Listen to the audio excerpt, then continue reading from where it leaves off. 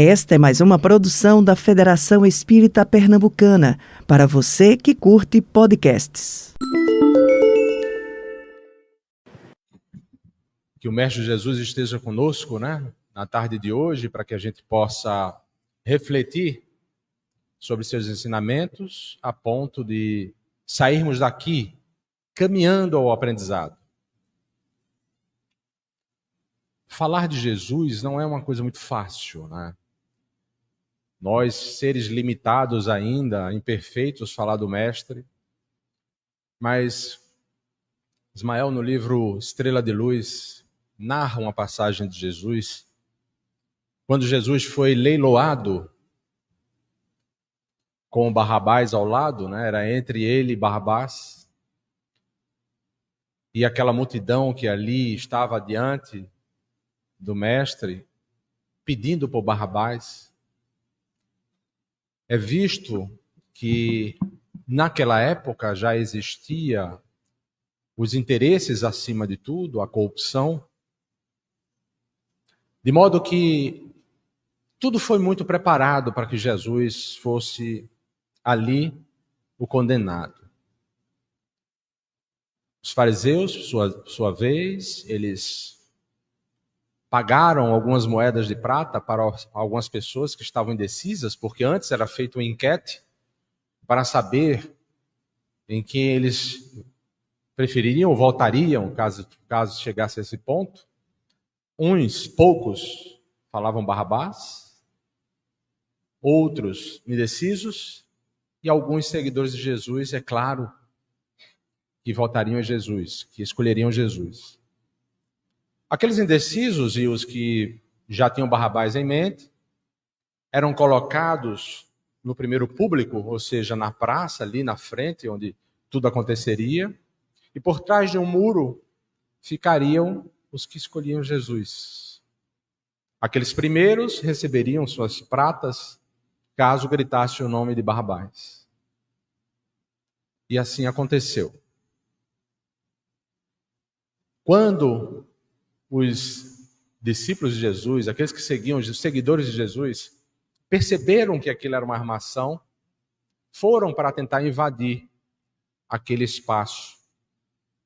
Só que os guardas ali dos fariseus já tinham recebido uma ordem de não permitir. E assim usaram da violência e muitos desencarnaram, inclusive Ismael. Vendo pelo plano espiritual, ele via que aquela multidão que gritava o nome de Barrabás emanava uma energia pesada, escura, que se assemelhava a verdadeiras cobras que seguiriam adiante em direção a Jesus. Como se tivesse ódio de Jesus. Como se as sombras, de fato, quisessem envolver Jesus. E Jesus ali, ferido, machucado, ainda assim, emanando uma luz. É luz essa que não permitia que aquelas sombras se aproximassem dele. As sombras, quando chegavam próximo, eram dissipadas. E aquela luz seguia em direção àquelas pessoas. Narra Ismael que a mesma coisa aconteceu no ato da crucificação. Na hora em que o centurião, com toda a raiva ali, ia colocar aquela estaca em Jesus, a mão dele envolvida por uma sombra escura e pesada, ao bater na estaca, no prego, a luz de Jesus limpava toda aquela sombra que envolvia o braço do centurião.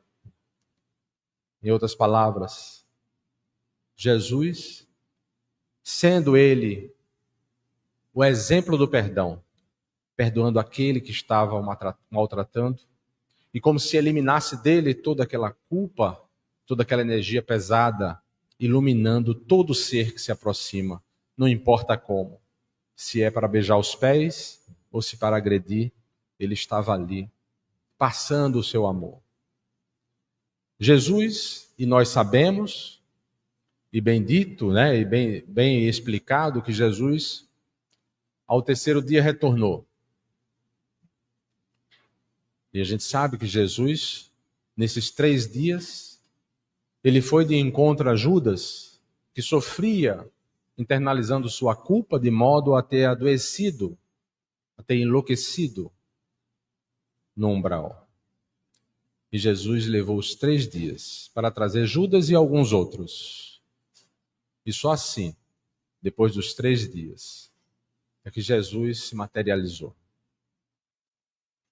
E ao materializar e passar aquele período dando suas explicações, pontuando o que se precisava fazer, ele, aos seus discípulos, ele orienta que os seus seguidores precisam sair e evangelizar. Precisa pregar a palavra, o evangelho de Jesus. E aí a gente fica pensando que naquela época, evangelizar, você tinha que caminhar, você tinha que sair andando, vivendo daquilo que muitas vezes lhe davam para consumir, mas pregando o amor, o perdão, a gratidão, a caridade, explicando, trazendo as explicações de Jesus. E não era uma missão simples, não era uma missão fácil, até porque encontrava nessa caminhada, encontravam os obstáculos, aqueles que atacavam, aqueles contrários à luz que Jesus trouxe ao mundo. Claro que nós encontramos isso até hoje. Mas nós somos evangelizadores. Nós que estamos estudando e colocando em prática o que a doutrina nos traz, nós estamos evangelizando. A gente não precisa subir a um púlpito para levar a palavra de Jesus. Porque levar a palavra de Jesus não é só falar. Jesus não falava. Jesus era a própria palavra. Jesus era o verdadeiro caminho. E quando nós estamos fora, imagine você em um local onde não tem espíritas e sabe que você é espírita, certamente alguma curiosidade, alguma pergunta pode ser levantada. Quando não, você é observado em seus comportamentos, suas atitudes. Imagine, você está evangelizando. Mas se eu sou espírita e chego aqui no púlpito, trago a palavra de Jesus. Mas quando me encontro na rua, estou aí fazendo baderna, criando confusões, enchendo a cara, como se diz. Eu estou mostrando os meus valores, não os valores da doutrina, mas isso vai ser confundido. Quem vê diz, olha aquele espíritazinho ali, é isso que ele aprende no centro espírita? É isso que o Jesus dele, porque acham que o Jesus dos espíritas é Kardec, né? O Jesus de vocês é Kardec, né? A gente não precisa se irritar com isso. Nem Kardec vai se irritar com isso, muito menos Jesus.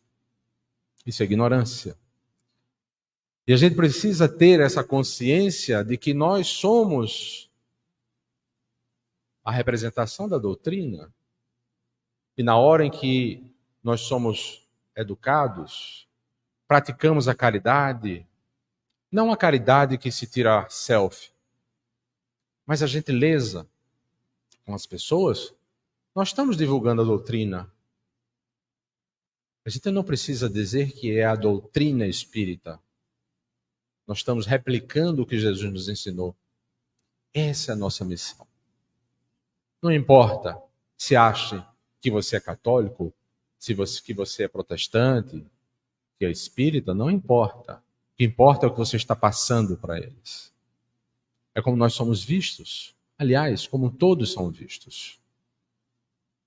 Então é interessante que a gente tenha essa verdade dentro de nós. E todos nós, espíritas, fomos convidados, sim, para evangelizar.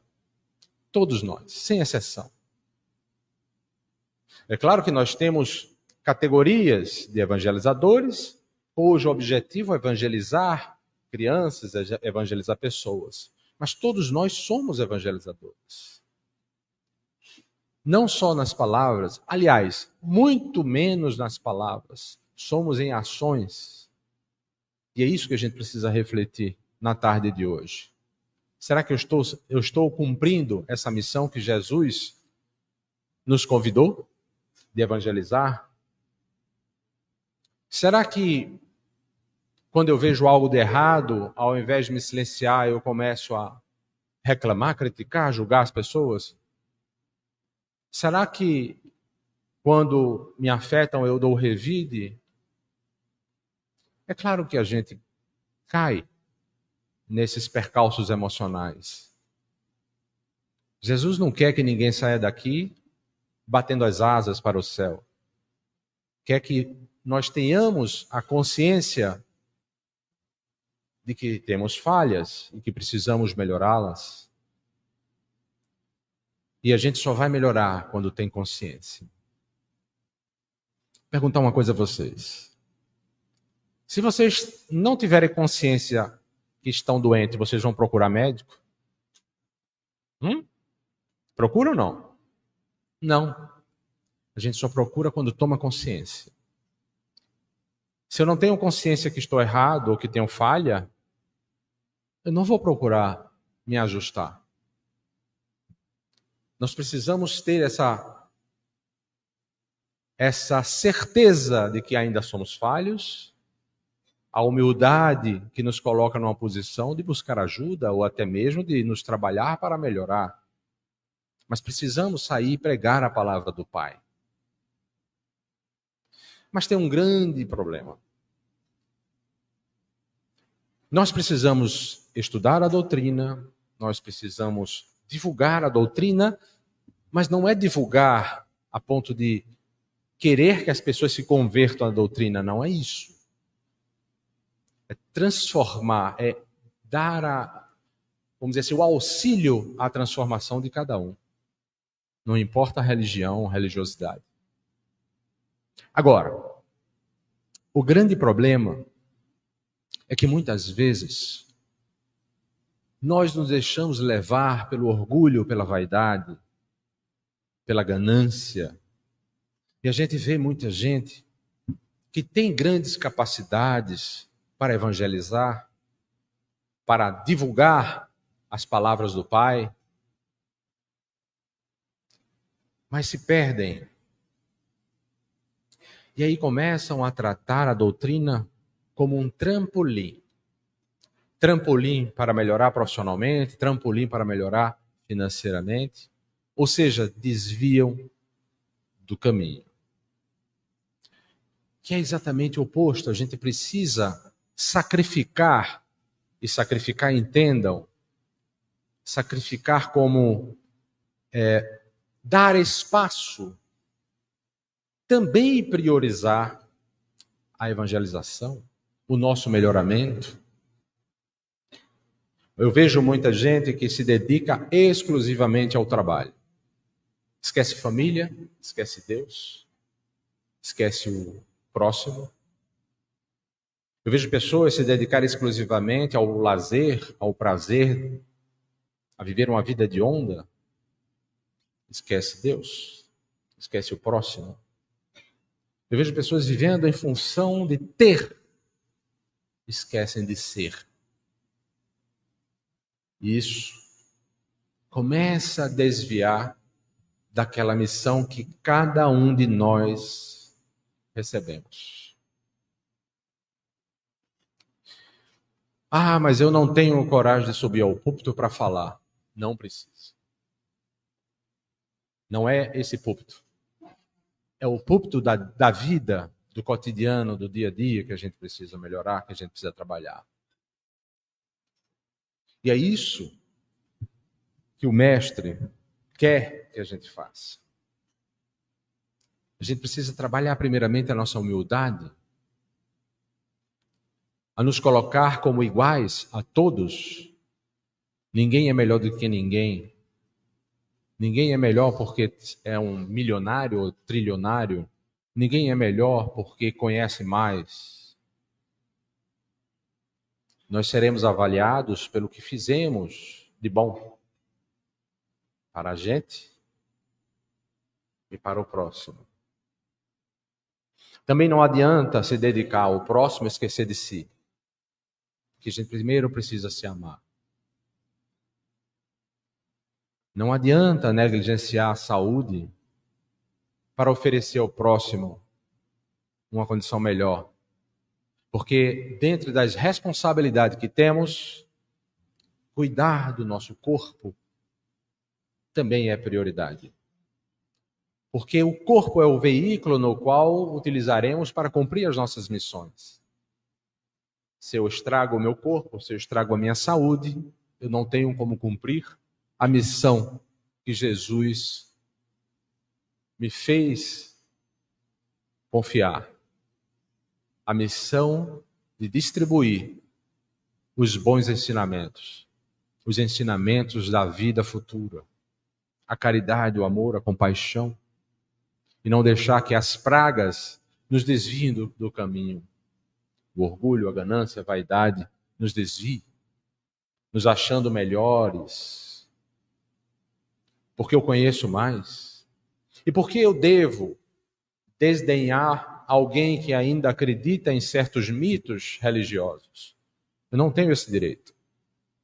Se eu tenho um pouco mais de conhecimento, e olha, não tenho tudo, mas se eu tenho um pouco mais de conhecimento, eu preciso ter compaixão com aquele que ainda não adquiriu, porque eu já passei por aquele lugar ali, eu já estive naquela condição. A gente não pode impor a crença a ninguém. Nós precisamos distribuir palavras para que as pessoas racionalizem explicações que vão ser base de uma razão, de uma análise. E essa análise só acontecerá no tempo de cada um, na condição de cada um. Então, é importante a gente ter noção que o entendimento que nós temos das palavras de Jesus, dos ensinamentos da doutrina, não nos coloca numa condição de que aprendemos. Existe um hiato entre entender e aprender. Eu entendo o que Jesus ensinou, mas eu só posso abrir a boca para dizer que aprendi quando aquilo que eu entendi, eu coloquei em prática e aquela prática se tornou espontânea na minha vida. Aí eu posso abrir a boca para dizer que aprendi. Até lá, eu só entendi. E esse entender é exatamente o caminho onde nós teremos as nossas falhas, as nossas quedas. Mas é importante insistir nesses estudos, na prática daquilo que compreendemos como sendo o caminho para que venhamos a nos melhorar. Muitas vezes nós dizemos que aprender, eu aprendi a lição. Então não se repete, né? Não repete de ano, né? Não se erra na prova. Aprender é isso. Porque existem as nossas provas e nossas expiações para que aprendamos. Enquanto estivermos no patamar de entendimento, estaremos fadados a errar, a falhar. E só quando aprendermos é que não precisaremos mais das provas, nem das expiações. Então, o que está faltando hoje? A gente precisa entender, nós temos uma doutrina que nos ensina, que nos explica as palavras de Jesus, de modo que venha a nos trazer uma razão para tudo isso, saber por que eu acredito. Mas existe um movimento espírita que precisa estar sincronizado com o que a doutrina traz. Em outras palavras, o movimento espírita precisa se trabalhar para, de fato, o movimento e a doutrina estarem no mesmo patamar de condição. Será que estamos? Como é que a gente pode entender a doutrina espírita? A doutrina espírita, ela nos traz um campo filosófico para que venhamos usar a razão, analisar, refletir. Ela nos chama a atenção, nos traz a razão para que venhamos filosofar em torno disso, para que na sequência coloquemos em prática. A doutrina espírita, ela não tem tabus, não tem regras que limitem. Tem? Pergunto a vocês. Tem ou não tem? Não tem, né? A gente não tem tabu. A gente não tem regra que limite. Existem algumas condições que ainda precisamos, porque ainda somos desavisados e precisamos seguir algumas condições, mas regras que limitem, não. Tabus, não. Então, não existe tabu na doutrina espírita. E a segunda pergunta? Existe no movimento? Existe tabus? Me permitam aqui falar e não fique chateado se eu ficar perguntando a vocês, porque é nessa troca que eu aprendo também, né? Eu não estou aqui ensinando ninguém, eu estou aqui trocando com vocês. Como eu faço palestra em várias casas, a gente vai conhecendo um pouco de cada casa. E vai entendendo que nós ainda trazemos conosco alguns comportamentos ou até ideias atávicas vindas da igreja de antigamente, onde os tabus eram impostos. Ainda carregamos com isso. Uma das coisas que eu acho interessante é isso aqui, ó, que eu boto aí, ó, atuação dos jovens em púlpito. Existem lugares que o jovem, ele não vem ao púlpito.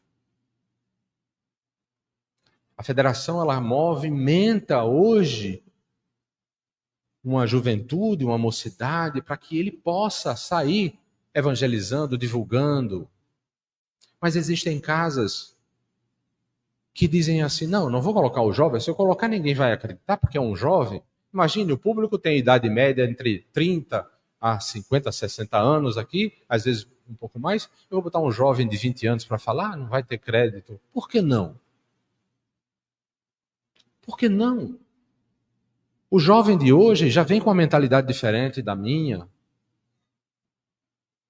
O jovem de hoje, ele já pulou algumas etapas. Eu não vejo um jovem, um garotão hoje de 20 anos, 18, que venha com uma ideia de maltratar um animal ou que não tenha responsabilidade com a natureza, coisa que minha geração não teve.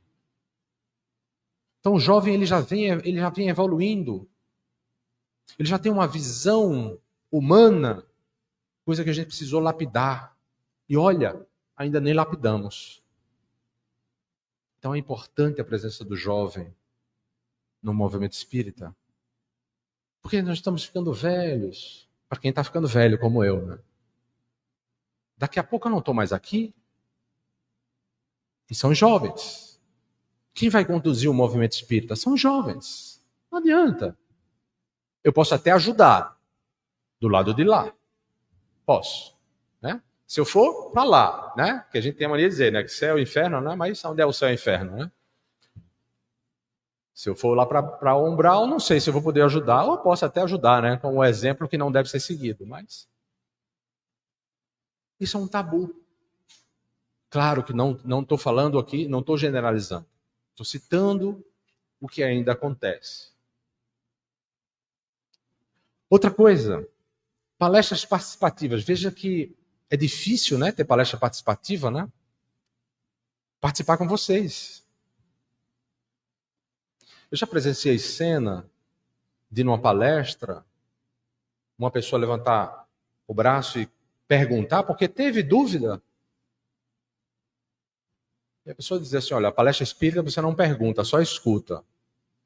Por quê? Onde é que tem isso? Kardec escreveu isso aonde? Não existe. Jesus, as palestras de Jesus eram participativas. Jesus se comunicava com o público.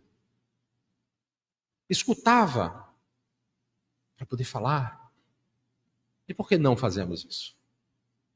Imagina, a palestra quando é participativa, o tempo passa. A gente não percebe. Se uma palestra que não é participativa é boa, o tempo passa também. Mas imagine uma palestra, se não for participativa, e se não tiver, para algumas pessoas não for interessante. Ela não se concentra. Então, palestra participativa, eu acho que é algo que a gente precisa pensar. A gente precisa trazer o que Jesus nos ensinou. E não colocar imposições. Maneira de orar. Para orar, fechem seus olhos. E se eu não quiser fechar os olhos? E se eu tenho uma atenção que me permite orar sem fechar os olhos? É isso que eu estou dizendo, a gente traz isso de forma atávica. Eu fui criado na religião católica, minha família toda, eu sou ovelha negra, família toda católica. E eu era criança e não entendia, porque eu tinha que me levantar, me ajoelhar, me sentar, me levantar, eu não sabia a hora, sabe? Eu não sabia. Às vezes, quando eu sentava, me levantava, sentava. Eu não sabia, para que aquilo? Tem que olhar, vamos fazer determinada oração de joelho. Por quê? Deus não quer isso. Deus não quer ninguém orando e sofrendo. Uma condição para orar. Não. Você pode orar em meio de uma praça pública, no meio da feira, você pode orar. É isso que a gente tem que fazer. E isso aproxima a gente de Deus, sabe por quê? Deus está com a gente o tempo todo. Por que eu tenho que ter alguns trejeitos para orar para Deus? Não. Deus me conhece. Deus sabe quem eu sou. E aí, falando de orar, o Espiritismo traz que a oração é transmissão de pensamento. Não é de palavra. Não é de posição. Não é de lugar. Eu posso orar onde eu quiser. Posso orar no banheiro. Posso. Posso orar no carro. Eu posso orar no trânsito. Não tem isso. Da forma que eu quiser. O importante é a minha conexão com Deus. Essa é a conexão. É essa ligação com Deus. Joana de Ângeles traz que o pensamento é essa energia que pode nos conduzir à saúde ou à doença. Depende de como nós utilizamos essa energia. Quando nós oramos, nós elevamos essa energia. E aí a gente precisa entender o seguinte. O modelo de sociedade que hoje estamos vivendo. Esse modelo onde as experiências coletivas, elas me seduzem. Eu preciso que as pessoas validem o que eu faço para que eu seja incluído, se não serei excluído. A unicidade acabou, agora é o coletivo. Eu preciso fazer isso porque todo mundo faz, e se todo mundo faz, é o que é certo. E a gente vai perdendo a nossa individualidade. Isso vai nos deixando inseguro em relação a nós mesmos. E como é que eu vou divulgar a palavra de Jesus se eu sou inseguro dessa forma? Se falar de Jesus é um tabu, poxa, falar de Jesus? Como é que você vai falar de Jesus? Eu já fiz palestra científica falando de Jesus. Eu fui fazer uma palestra há um ano atrás, lá na USP, onde só tinha cientistas. Eu falei a palestra toda sobre Jesus. Porque não existe ciência sem Jesus. Jesus já nos alertou para isso. Hoje, o que a ciência descobre, a neurociência descobre, Jesus já tinha trazido para a gente. Nós vivemos uma sociedade onde a fé ainda é emocional. Não é a fé racional. Por isso que muita gente desiste da fé. Por isso que muita gente está perdendo esse contato com a fé. Porque não entende o que é fé. Os mitos nos afastam da verdade. A verdade precisa ser esclarecida. A verdade precisa ser explicada. Claro que nem tudo nós alcançamos, mas aquilo que alcançamos, precisamos das explicações lógicas. Nós ainda estamos presos à culpa e ao pecado. Isso também é atávico. Jesus não quer que ninguém se culpe, se responsabilize, é diferente. Mas se culpar, não. Na hora que nós nos culpamos, nós nos autopunimos de forma consciente ou inconsciente, mas trazemos a autopunição para a gente. Não é isso que Jesus quer da gente. Jesus quer que nós cresçamos, aprendamos, e para isso, a culpa não serve. Não adianta. Minha culpa, e sair batendo nas costas. Não. Isso aí é igreja medieval. Não existe. Nós não vamos evoluir se estivermos amarrados no porto da culpa. Não vamos navegar para Jesus. Nos libertar é assumir a responsabilidade, mudar e trabalhar para consertar o que quebramos. Aí sim é o regenerar do espírito, como Kardec dizia. Então isso nos promove uma descrença muito grande. Mas não é só isso. Nós temos a incapacidade, nos sentimos na incapacidade de nos melhorar. Porque ou estamos presos a um passado que não existe mais, ou estamos prospectando em demasia um futuro que não nasceu ainda. E aí carregamos os medos imaginários ou medo de sofrer novamente o que já sofremos. Isso é muito ruim. Porque isso nos afasta do auto-amor, da autoconfiança, do auto-perdão. Isso nos leva aos transtornos emocionais, aos transtornos de ansiedade, aos transtornos de humor. Porque estamos cada vez mais longe de nós mesmos. E aí tem um detalhe. Jesus pediu para que nós não nos preocupássemos com as preocupações do amanhã, e sim ficássemos no hoje. Quem leu Jesus no Lar, psicografia de Neio Lúcio, por Chico Xavier, no capítulo 22, o Divino Talismã, Jesus explica que o Divino Talismã, onde tudo se transforma, aonde é possível que a obra do Pai seja concretizada, é o momento em que estamos atravessando. É o presente. Isso dito há mais de 2000 anos atrás, e a neurociência recentemente descobre que o cérebro humano operacionalmente só funciona no presente. Ele pode até estimar um futuro, lembrar de um passado, mas trabalhar operacionalmente, mandar comandos para o corpo, ele acha que tudo é presente. Se eu penso num passado, numa dor que eu tive, eu vou ressentir de novo essa dor hoje, porque o cérebro vai entender que eu estou revivendo ela. Se eu penso num perigo que pode acontecer amanhã, ele vai achar que eu estou vivendo agora e vai me fazer sentir o que eu estou vivendo agora. Ansiedade e depressão. Não tem mistério nisso. Mistério somos nós que fazemos. Mistério são as grandes empresas que dominam o mercado, que faz acontecer para que a gente sofra e não saia da caixinha. E o que Jesus trouxe? Ele trouxe a condição da gente sair da caixinha. Jesus era um revolucionário, no bom sentido. E precisamos seguir adiante. Então a gente precisa cada vez mais se aproximar do divino, que é alimentando os bons pensamentos, as orações, os bons sentimentos. Pensamentos e sentimentos, eles estão juntos, porque são os dois pilares do espírito. É importante que a gente tenha noção disso. Então, eu trago aqui uns benefícios que a oração, ou seja, a mudança dos nossos pensamentos, nos traz.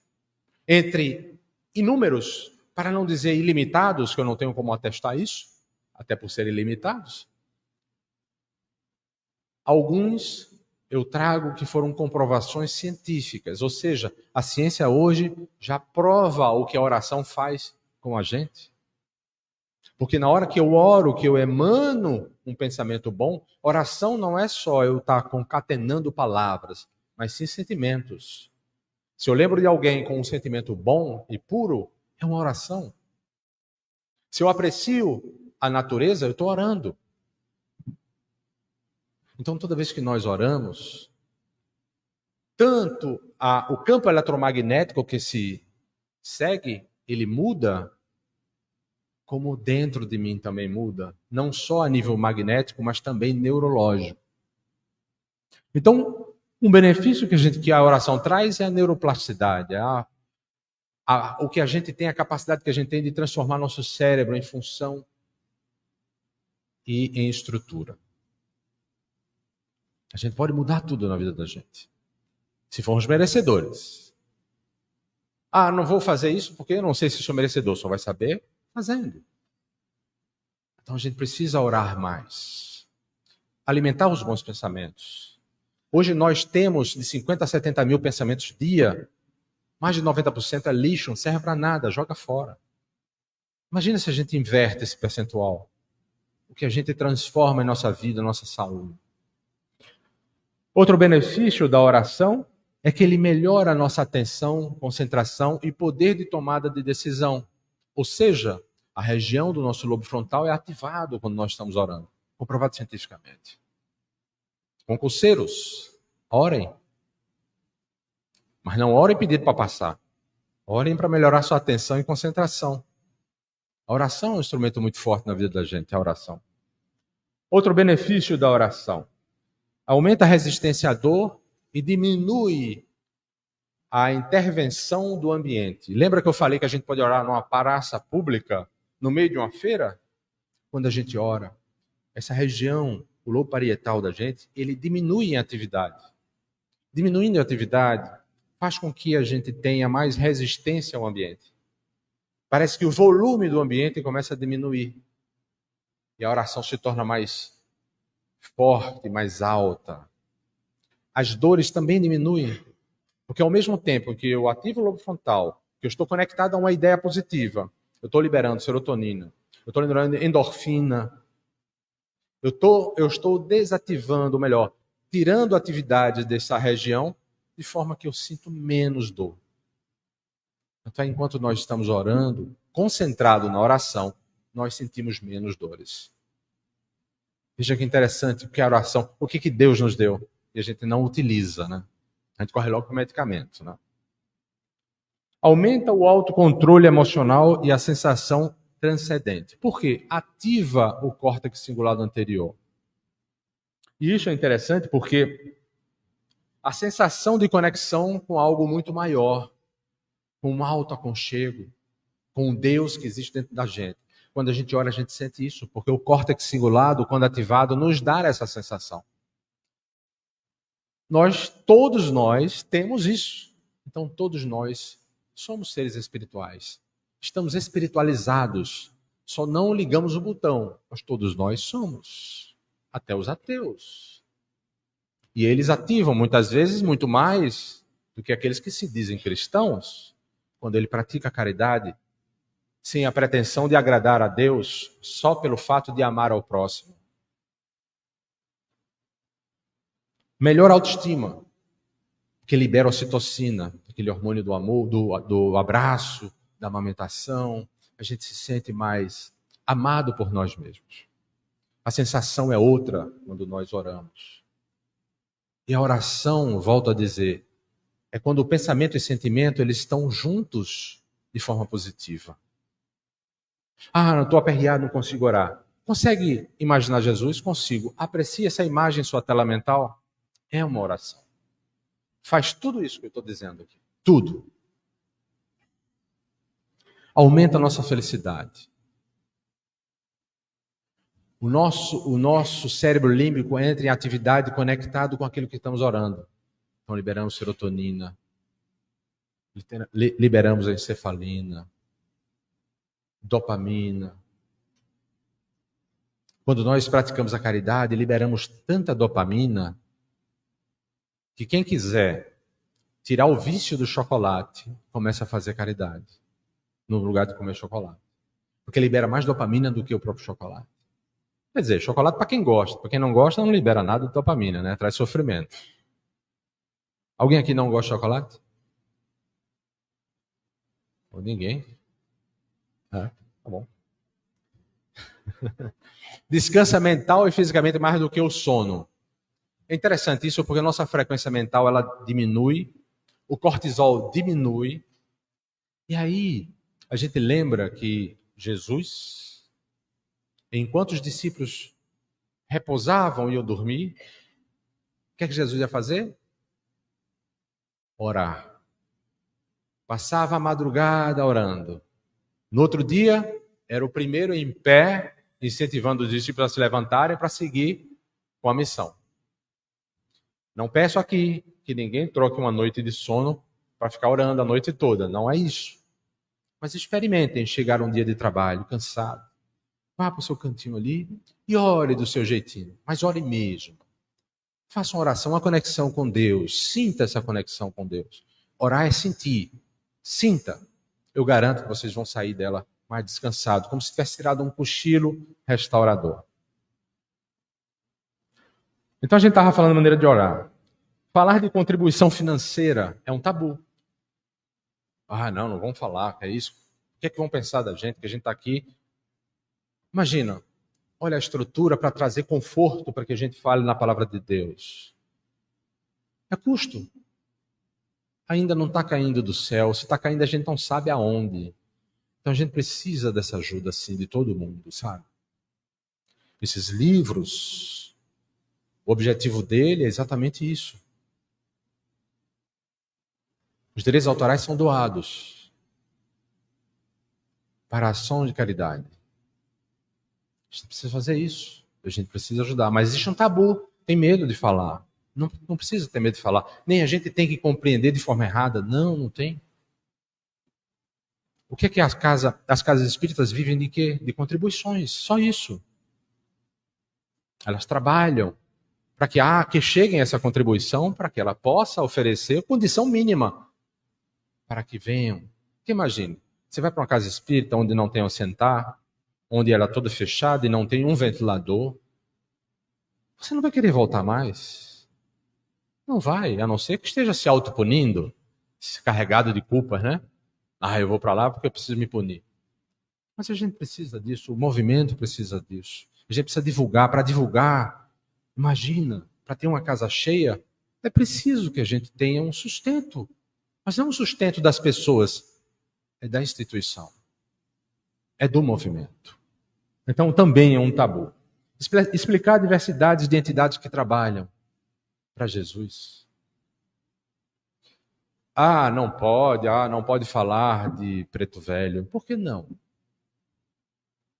Se a gente pudesse ver numa casa espírita, os trabalhadores espirituais, você ia ver padre, freira, Preto Velho, índio, médico, você ia ver tudo. Não é só os André e Luiz que vão estar lá, não. Todo filho de Deus que trabalha para Deus, que trabalha para Jesus, é sempre bem-vindo. E por que temos tabus de falar isso? Não se deve ter tabu de falar isso.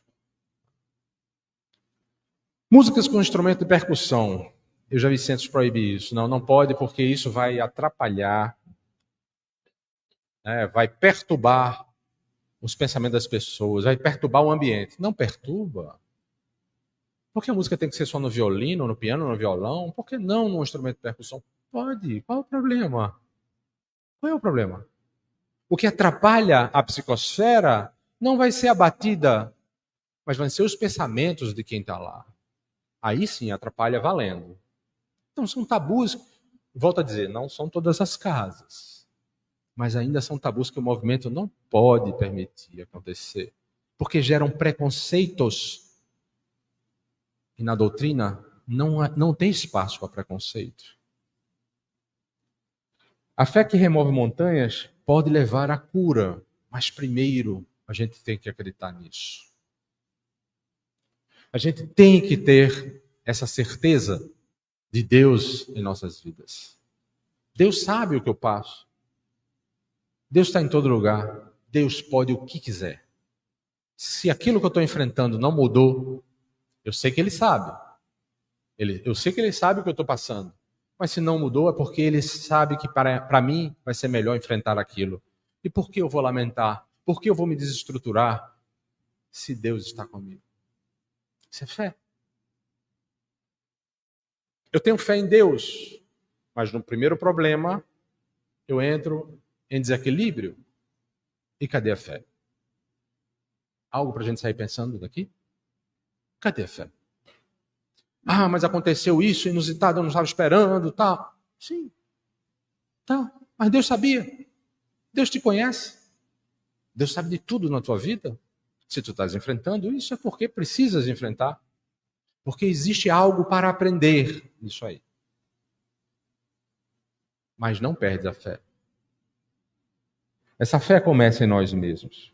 E aí, quando nós mudamos, ampliamos a nossa perspectiva, nós mudamos a nossa percepção. Nós temos 5 minutinhos. Eu vou contar uma historinha rápida, agora eu vou precisar de vocês. Lembra da palestra interativa? Eu vou precisar, tá? Imagine que vocês estão diante de uma rua onde caminha numa calçada um jovem a passos lentos. E você observa esse jovem caminhando nessa rua. No sentido perpendicular vem um carro numa avenida. Quando ambos estão se aproximando, eles param. O carro para e o rapaz que vem caminhando para. Um motorista olha para o rapaz e vice-versa. Congelei aqui a perspectiva. O que é que se imagina? Preciso de vocês. O que é que imagina? O que é que vocês imaginam? Uma cena, vocês estão vendo essa cena, parou ali, congelou. Alguém puxou você, você não viu o que aconteceu. Parou ali, o que vocês vão pensar? O que é aquilo? O cara ia andando em passos lentos, o carro vinha, quando ambos se viram, pararam. Um enfrenta o outro. O que pode ser? Hã? Atropelou? Não, antes de atropelar. Ele estava na calçada ainda, o carro estava... Eles se viram e pararam.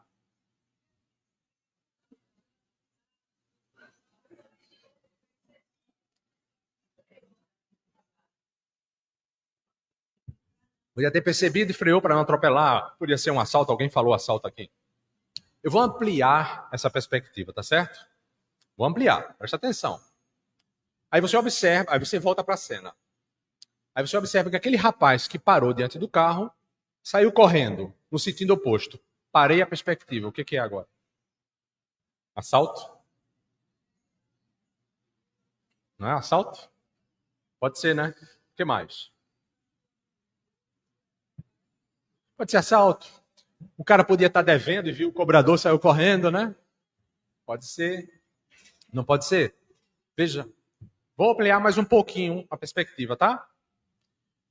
Você acompanha aquele rapaz correndo e você percebe que ele está correndo atrás. Tem um senhorzinho andando na frente dele segurando uma maletinha. E esse senhor percebe que alguém está correndo atrás dele. O senhor vira e segura a maletinha com os 2 braços. E agora? Parei de novo a perspectiva. O que é agora? O assaltado agora está assaltando, não é isso? Não é isso? Pois bem. Veja que a gente começou a ampliar a perspectiva, a percepção começou a mudar, não foi? Vou ampliar pela última vez, tá? O rapaz correndo, o senhorzinho lá assim, tremendo, segurando a sua pastinha. Esse rapaz segura ele pelo ombro e puxa. Na hora que ele puxa, cai pedregulhos de um prédio em construção. Tinha a ver com o que a gente pensou? Nada, né? O que é que eu quero trazer com isso? A gente precisa estar sempre ampliando nossa perspectiva para que a nossa percepção de vida também mude. A doutrina nos traz isso. Ela nos traz essa ampliação da perspectiva para que a nossa percepção também mude. Muito obrigado a todos. Você ouviu o podcast da Federação Espírita Pernambucana.